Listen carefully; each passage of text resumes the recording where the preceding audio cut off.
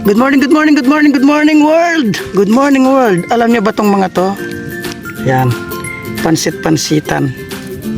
Tawag dito pansit-pansitan. Nag-ikot ako sa subdivision. Ayan. Nakarami-rami na po ako. Pag ako nanguha nito, hindi ko binubunot lahat. Tinitira ko yung roots. Maganda to sa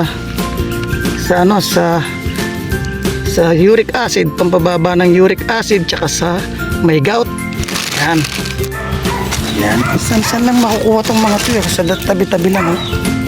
Oh. Fresh na fresh. Yun. Yun. Dami dito. Sa mga umiinom dyan, maganda to. Nung namang unang panahon walang mga medicine ang ating mga lolo't lola. Ayan, tapos na tayong mag-harvest ng pansit-pansitan. Kalahating oras din siguro yon. Ito ang nakuha natin. Yun. Dami-dami. Oh, di ba? Dami-dami ano? Lilinisin natin to. Gagawin nating salad. Ayan, nalinis na po natin ng pansit-pansitan. Lagyan ng sibuyas. Sibuyas na fresh. Ayan. Lagyan ng paminta.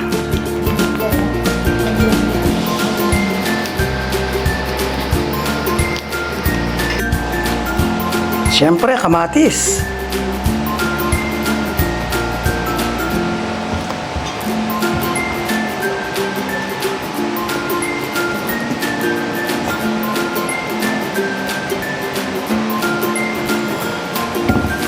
Kalamansi.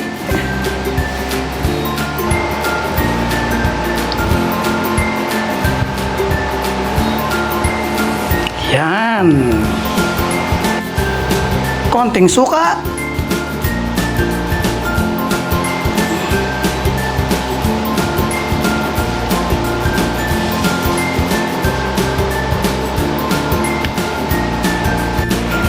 So, i-mix natin.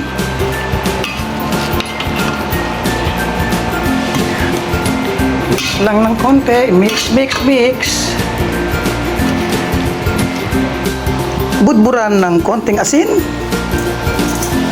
Tapos i-mix uli. Itlog na maalat. At syempre sili. So ready na ang ating pansit-pansitan salad. Yun. Rapsa. Alright.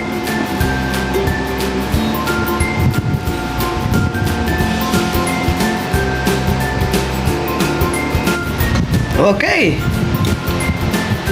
Try natin kung masarap tong ginawa kong pansit-pansitan salad.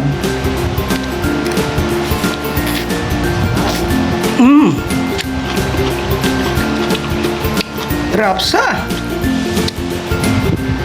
Masarap na. Healthy pa. Kasi maganda to, pampababa ng uric acid. Maganda to sa mga may arthritis at sa mga may gout. Isa pa.